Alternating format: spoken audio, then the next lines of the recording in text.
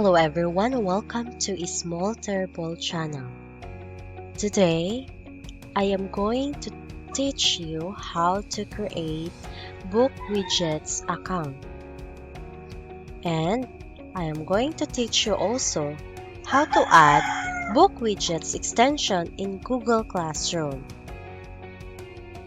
And I am going to teach you also how to create classwork, to be specific, filling in the table classwork in Google Classroom through Bookwidgets.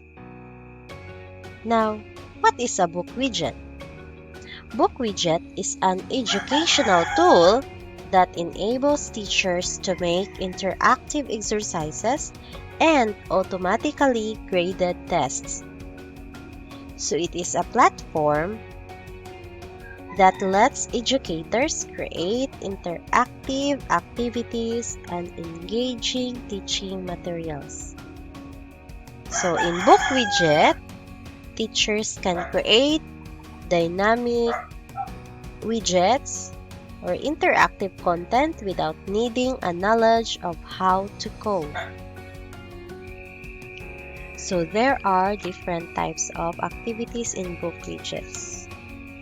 So let's now first teach you how to create Bookwidget's account. So first, so let me show you first in a Google Classroom without a Bookwidget.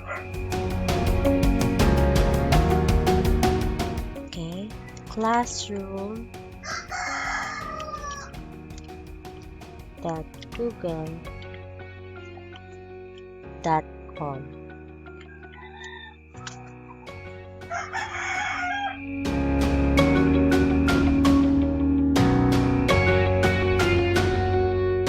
So let me first log in as a teacher.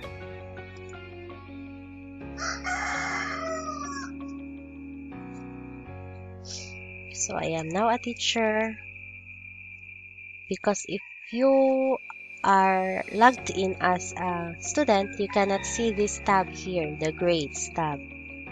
That's the difference from the logged in teacher and a logged in student. Right, so as a teacher, we always do activities for our students by going to this tab here, the classwork, then create. So as you can see, these are the options for our classwork. But I want that my activities for my students are engaging and just like filling in the table. So where to find it? So that's the importance of having the Bookwidgets. So let me first open the Bookwidgets. So since we cannot locate the Bookwidgets extension here, we are going to add it later on after we created this account. So open first bookwidgets.com.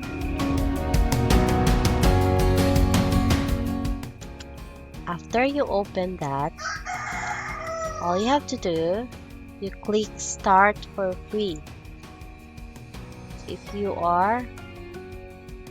you have no account yet, click Start for free. Then use this, sign up with Google. Then all you have to do is use any Gmail account that you have. For example, this one.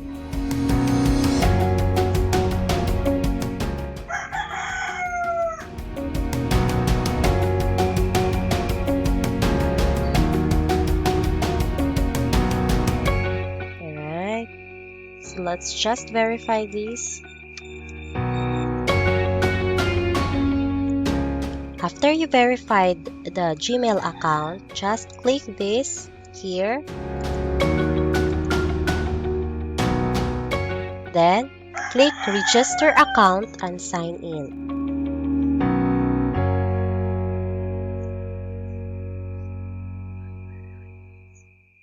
Let's just wait.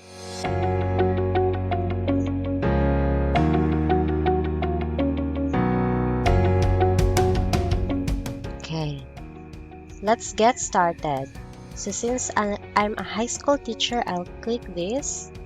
I want to create widgets for sharing online because this would be for my Google Classroom. If I am going to make an ebook, this would be the option that I'm going to choose, but I'm done with that. So I'm going to choose that. Let's create a widget. So by clicking widgets here, this is just a demo by the way. Let's just follow. So quiz, let's create a quiz widget. So let's add question, just click on it, text multiple choice. Just click preview, show me the student. So this is the students tab this time.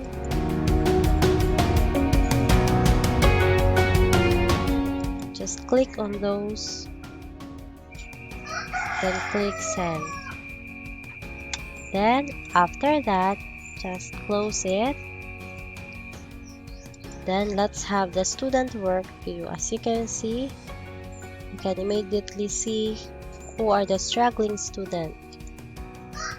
Poorly understood by everyone question. And we're done with our widget. Okay, so that's how book widgets work. So in the book widgets, let me go back.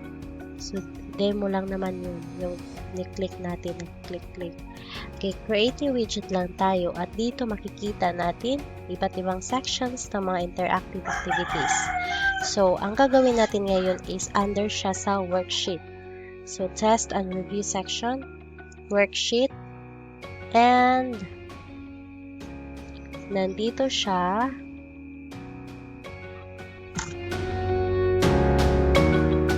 Let's just wait for it to open. Click lang natin to. And nandito siya sa fill in the table question. Itong fill in the table question, dito natin gagawin ang ating table. Okay, but before that, let's first go back to our classroom. Okay, so dito tayo magsimula kung paano gagawin yung filling in the table. I-close lang natin muna ito ha. Okay, para hindi kayo Okay, so paano ba natin i-add ang book widgets dito na extension? So click lang natin yan. Again, google.com. Hanapin ang book widgets extension. Click lang to.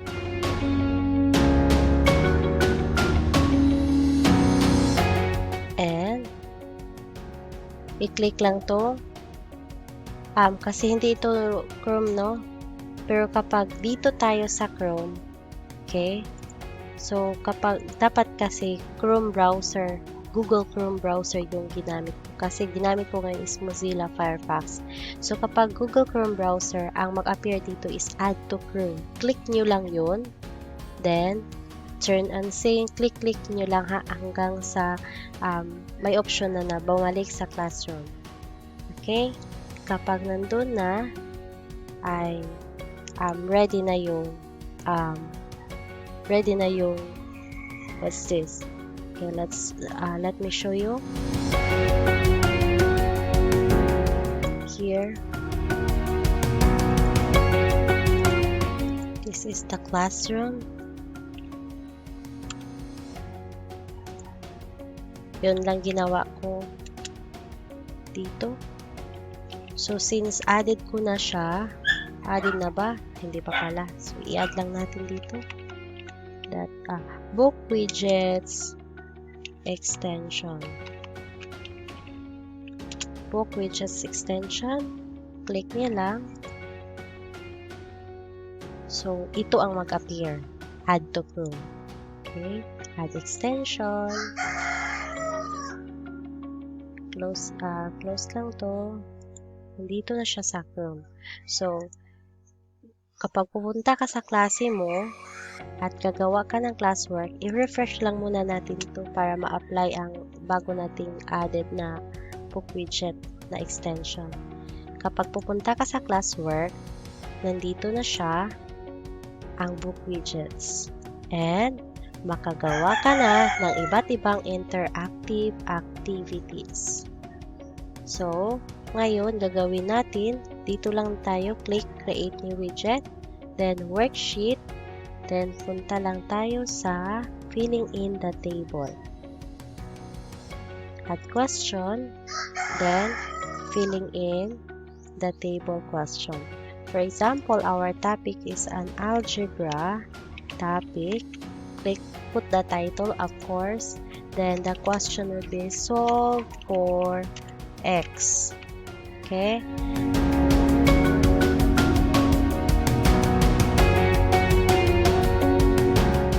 Ay, filling in the blank yung na-click natin. Hindi, filling in the table. Let me go back.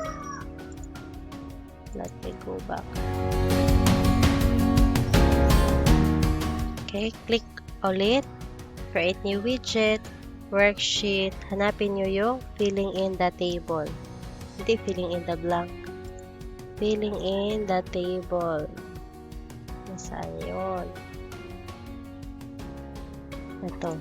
Filling in the table question. At ating topic is algebra.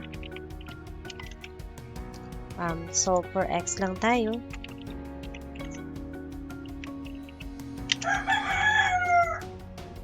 Gawin lang natin to. Okay. Isa lang. Dalawa.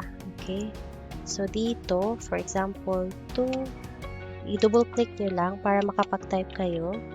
Dito is x. Dito is 3x. Dito is x. And more cell para sa answer natin. Itong cell is make it read only. The given cells, read only. Change to read only. Okay? Read only yung mga cells na given at yung answer, isulat lang natin dito. X, double click lang. This is 4x. Make these cells check input. Check input. Okay? So, kung okay na siya, okay na dito, punta lang tayo dito sa title and reporting, enable submitting of answers para ma-record natin sa Google Classroom. Then, dito, lagyan natin ng calculator para ang mga estudyante hindi na mahirapan maghanap ng calculator. And let me allow download para ma-print natin ito mamaya. At kung okay na siya, wala na tayong kulang, click preview lang. At nandito na siya.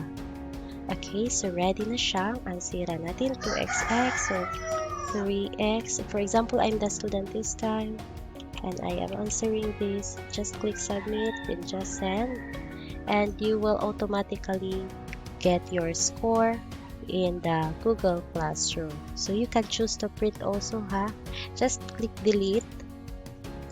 Click delete, then let us now close it. Okay, close it.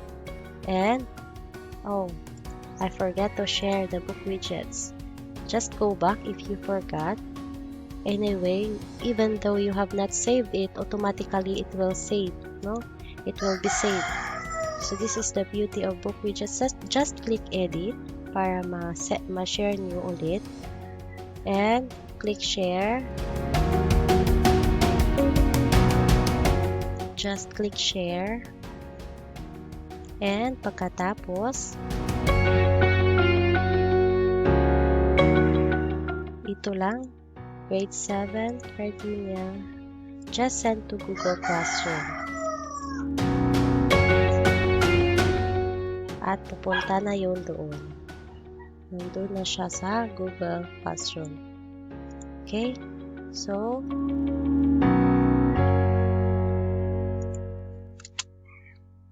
So you have learned how to create Bookwidget's account, add Bookwidget's extension in Google Classroom, and you also learned how to create filling in the table widget. So I hope I have imparted another knowledge now. Thank you.